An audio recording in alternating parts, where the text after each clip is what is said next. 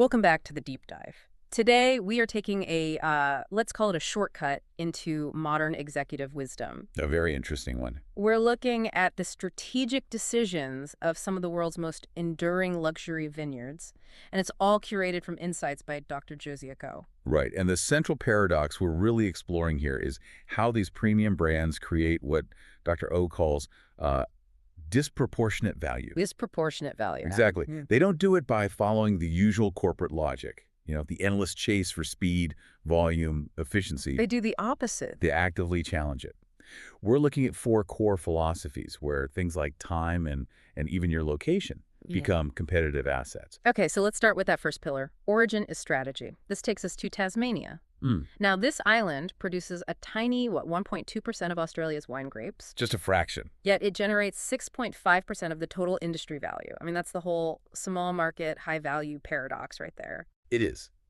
And what's fascinating is how they did it. They basically reframed every single constraint they had into an identity. So, like their isolation. Geographical isolation, yeah. Right. That became purity as identity, a selling point. And the cold weather, what they call devil's weather, was instantly reframed as coolness as competitiveness. Perfect for the high-demand sparkling wines the market was just starting to crave. So they didn't fight it, they just waited. They waited for the market to catch up to them. It proves that your greatest constraint can actually become your most powerful brand asset. Wow. Okay, so if Tasmania shows us that scarcity of place creates value, what about the cost of ignoring speed? Now we're talking about pillar 2. We're heading to Champagne-Bollinger for patience is a decision.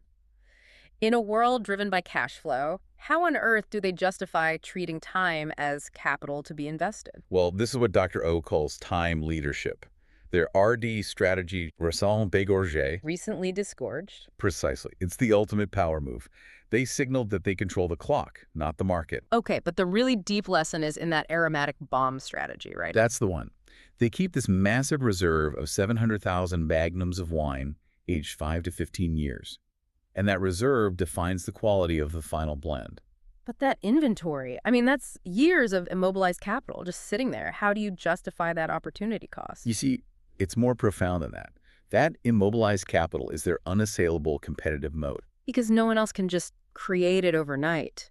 No rival can replicate a decades-long investment instantly. That small, incredibly well-aged core asset, the aromatic bommet, guarantees their future quality. They're basically selling a guaranteed future. That's fascinating. Which brings us to where it gets really interesting for me, adapting to climate change.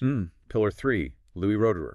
How did the classic brand adapt without sacrificing its identity? They defined innovation as a radical adaptation, not just replacement. They embraced a paradox, combining ancient biodynamic farming with, bleeding-edge digital precision. So things like satellite data. Exactly. They're using digital transformation, or DX, but not for efficiency. They're using it for resilience. To protect the DNA of the brand. Yes, to ensure the consistency of their core product, even as the world around it becomes more hostile. It's sustainability in its truest form. Okay, so let's tie this all together. What's the one big takeaway here? The one big lesson, as Dr. O puts it, for any CEO listening, is that true premium value is built on strategic patience. And courage. And the courage to invest in assets that give you zero immediate return. Leadership at that level means you're making decisions for the next generation of value, not just the next quarter's earnings report. So what does this all mean for you listening right now?